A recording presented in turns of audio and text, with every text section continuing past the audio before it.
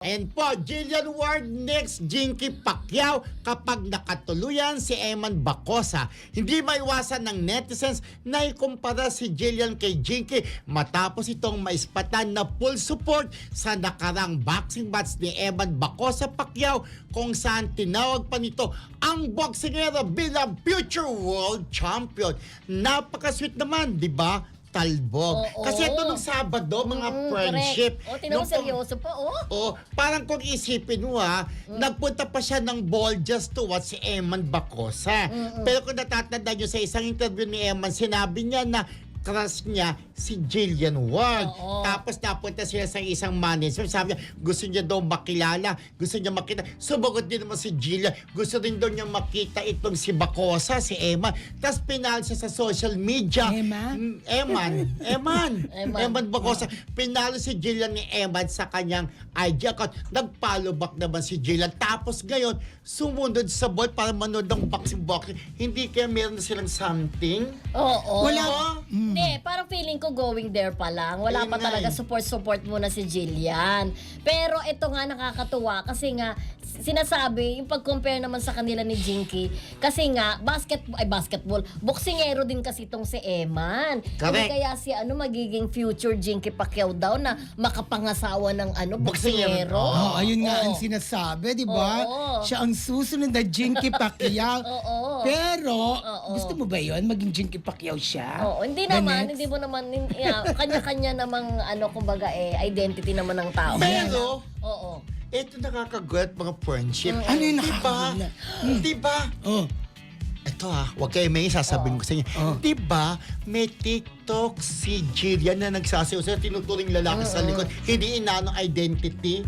O parang yun ang jowa niya sinasabi. Diba? Pero hindi kaya ito, bibuild up si Eman at saka si Jillian Ward as love team na. Pero iba daw. Possible naman yun.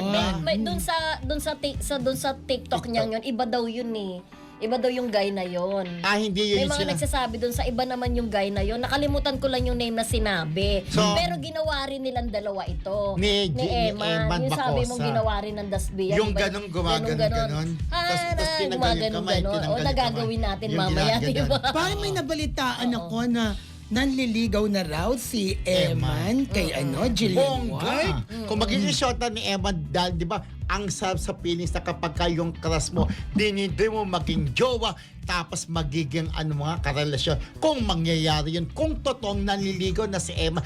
Pero malaki ng edge kung sa ibang mga nanliligaw pa kay Jillian. Kasi yung pumunta ka pa from Manila to Bohol. Nag-effort ka just to watch si Eman na bago mo pa lang naman kakilala, bago mo pa lang kasama sa isang management, di ba? Baka naman, medyo tipelyo din siguro ni Jillian. Di ba? At eto na nga, dahil daw, inspired si Eman habang nakikipagsuntukan. Nanalo. Kaya nanalo siya. Inspired siya. Kasi nga, nandun si Jillian Ward. Yes. Ang tinalo niya yata parang Indonesia. Indonesian Baka boxer. nalaglag ka dyan. Baka bumalik ka. Indonesia ang tinalo. Huwag ka nang gumano. Hindi ba nakakatuwa lang na parang future champion, sabi nga na future parang Manny Pacquiao din dati. Kasi sa pa ba magmamana ng suntukan kundi pero nakita sa ko yung tatay. nakita ko yung galaw ni Emma, nakita ko yung bilis niya. Parang biglang nag-flashback sa akin nung mga unang years ni Manny Pacquiao. Ganun siya talagang sumuntok. Kaya nga. Mabilis talaga siya. At alam niyo ba, mga BFF, ang dami nang dumating na mga endorsement ngayon sa kanya. Kasi nga, anak rin ni Pacquiao, malaking tulong siya. Yung pagiging anak, di ba? Pero magaling din naman mag-boxing. Hindi kaya ang trainer niya, yung trainer din ni Manny Pacquiao. Ay, di, galit na yata sila eh. Ewan ko Hindi na si Freddy Roach, hindi. Wala meron si isang Freddy umalis sa Roach. kanya, di ba? Oo, Yung isa. pero wala tayong masyadong kaalaman sa boxing, kaya wag na natin